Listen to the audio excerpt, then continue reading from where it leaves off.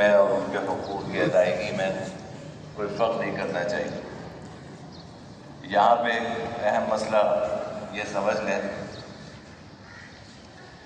کہ دیکھیے زندگی میں ہر شخص اپنے کاروبار کا، اپنی جائیداد کا، اپنے مال کا، اپنے گھر کا خود مالک ہے۔ مرنے سے پہلے میراث جاری نہیں ہوتی۔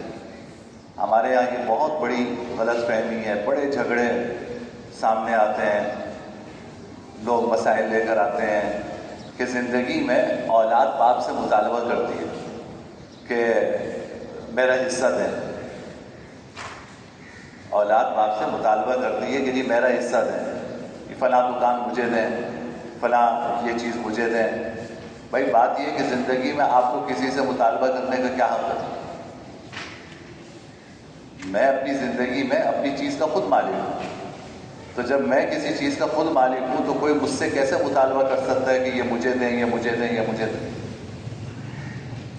زندگی میں میراث جاری نہیں ہوتی۔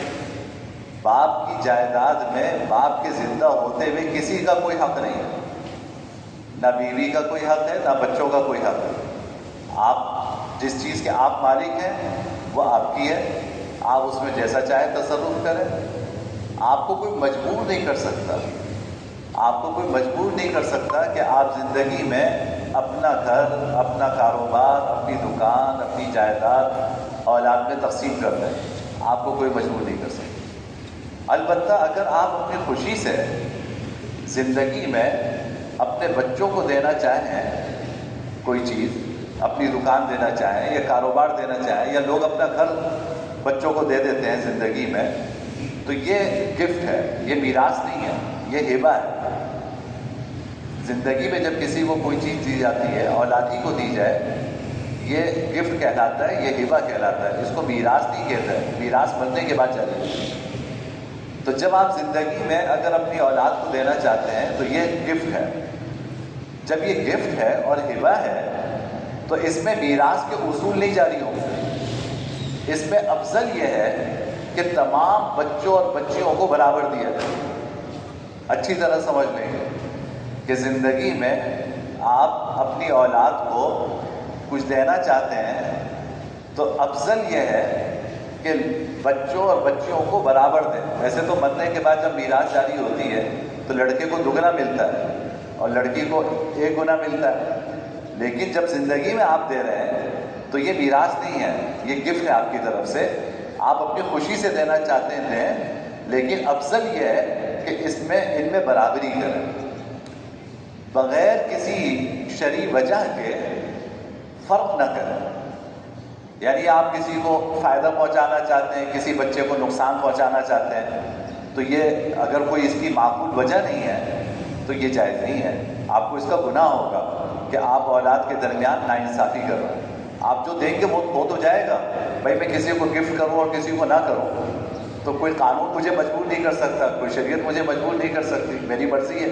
لیکن اگر میں ناانصافی کروں گا اللہ کیا پکڑوں؟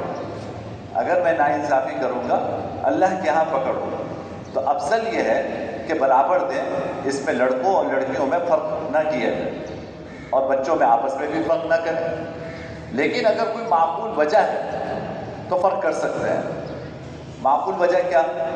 مثال کے طور پر ایک بچہ ہے وہ آپ کی خدمت کرتا ہے، دوسرا بچہ ہے وہ مڑ کے آپ کو نہیں دیکھتا، آپ کو پوچھتا نہیں ہے۔ یہاں سے گیا امریکہ تو کچھ دن تو خیر خبر رکھی اماں ابا کی، اس کے بعد جو ہے نہ باپ پتہ ہے نہ ماں کا پتہ ہے، وہاں اپنے بچوں میں مگن۔ جب انتقال ہوتا ہے نا تو امریکہ والا بھی سب سے پہلے پہنچتا ہے، کینیڈا والا بھی سب سے پہلے پہنچتا ہے۔ ان کو اتنا تو پتہ ہے نا کہ مرنے کے بعد میراث ملے گی، تو زندگی بھر نہیں پوچھتے۔ مرنے کے بعد جیسے ہی آنکھ بند ہوگی کینیڈا سے پہنچ جائیں گے، امریکہ سے پہنچ جائیں گے، برطانیہ سے پہنچ جائیں گے، وجہ یہ ہے کہ میراث لے لیے۔ ورنہ زندگی میں یہ نہیں پتا تھا کہ باپ کیا کر رہا ہے، بیچارہ مر رہا ہے، جی رہا ہے، تو ماں کا کیا حال ہے، کوئی خیر خبر نہیں۔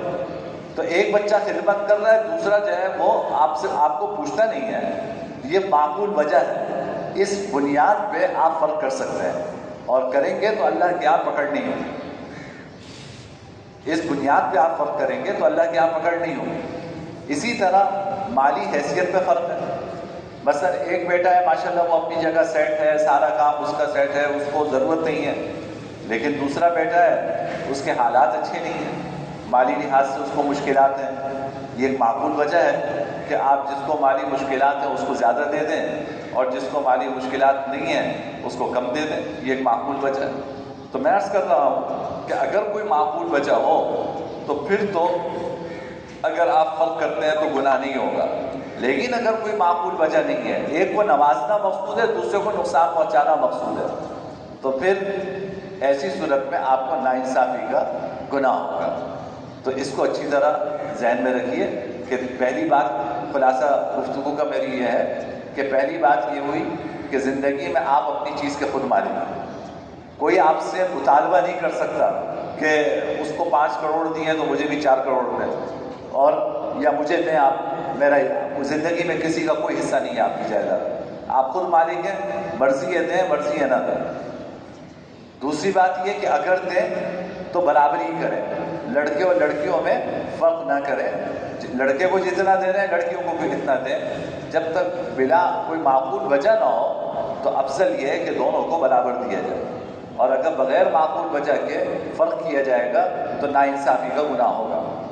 ہاں البتہ کوئی معقول وجہ ہے تو پھر فرق کیا جا سکتا ہے. اگلی بات یہ سمجھیے کہ اب آپ پوچھیں کہ جی زندگی میں یہ کام کرنا چاہیے یا نہیں کرنا چاہیے. تو بھائی بات یہ ہے کہ یہ ہر انسان اپنے حالات خود بہتر جانتا ہے. اس پہ شریعت نہ آپ کو کرنے کا کہتی ہے نہ کرنے سے منع کرتی ہے. یہ آپ کے اوپر ہے کہ آپ اپنے حالات سمجھتے ہوئے زندگی میں اپنی جائیداد بچوں میں، بیوی میں تقسیم کرنا چاہتے ہیں یا نہیں کرنا چاہتے. یہ فیصلہ آپ کو کرنا ہے. شریعت اس کے حوالے سے خاموش ہے. البتہ اتنی بات ضرور ہے کہ اگر آپ کرتے بھی ہیں تقسیم تو ایسا نہ ہو کہ اپنے لیے کچھ بھی نہ رکھیں، خود بچوں کے محتاج ہو جائیں. بہت سے لوگ جذبات میں آ کے یہ کرتے ہیں کہ گھر جو ہے وہ بیوی کے نام کر دیا اور کاروبار بچوں کے نام کر دیا. اب اس کے بعد ہی ماں باپ تو اس وقت تک یاد رہتا ہے، خاص طور پہ جب تک باپ کما رہا ہو، باپ کے پاس سے پیسے آ رہے ہیں. جب باپ کے پاس پیسے نہیں ہوتے نا تو پھر کوئی نیک سارے اولادی ہوتی ہے جو باپ کو پوچھتی ہے اور باپ کی خدمت کرتی ہے. تو اپنے آپ کو اس طرح نہیں کرنا چاہیے کہ آپ خود کسی کے محتاج بن جائیں، آپ خود کسی کے دست نگر بن جائیں. ایسا نہیں کرنا چاہیے. یعنی مشورہ ہی ہے، باقی آپ کرنا چاہیں آپ کی مرضی، لیکن اتنا نہیں کرنا چاہیے کہ آپ خود کسی کا محتاج ہوں. اگر بچوں میں تقسیم کرنا چاہتے ہیں، بیوی کو دینا چاہتے ہیں، ضرور دیجیے، خوشی سے دیجیے، سب کو برابر دیجیے، لیکن اپنے لیے بھی کچھ رکھیے. لوگ یہ سمجھتے ہیں، یعنی مردوں نے تو یہ سوچا ہوا ہوتا ہے، عورتیں بھی سمجھتی ہیں کہ مرد پہلے جائے گا عورت بعد میں آئے گی، تبھی گھر جو ہے وہ بیوی کے نام کر دیتے ہیں. تو بھائی کیا پتہ ہے، ہو سکتا ہے بیوی پہلے چلی جائے اور مرد جو ہے وہ در بدر پھرتا رہے. تو بہت سوچ سمجھ کے یہ سارے اقدام کرنے چاہیے کہ آپ جو کچھ بھی کریں بچوں میں برابری رکھیں. اور دوسری بات یہ کہ اس طرح کریں کہ آپ خود کسی کے محتاج اور دست نگر نہ ہوں. اللہ تعالی ہم سب کو سمجھ نصیب فرمائے. انشاءاللہ کچھ باتیں مکرر کروں. الحمدللہ رب العالمین والعاقبۃ للمتقین والصلاۃ والسلام علی سید الانبیاء والمرسلین. اللهم لك الحمد لا نحصي ثناء عليك انت كما اثنيت على نفسك. لا اله الا الله الحليم الكريم. سبحان الله رب السماوات السبع والعرش العظيم. اللهم انك عفو كريم تحب العفو فاعف عنا يا كريم. اللهم انك عفو كريم تحب العفو فاعف عنا يا كريم. اللهم اجرنا من النار وادخلنا الجنة بغير حساب. اللهم اجرنا من النار وادخلنا الجنة بغير حساب. صلی اللہ تعالی علی خیر خلق محمد وعلی آلہ وصحبہ اجمعین. آمین برحمتہ.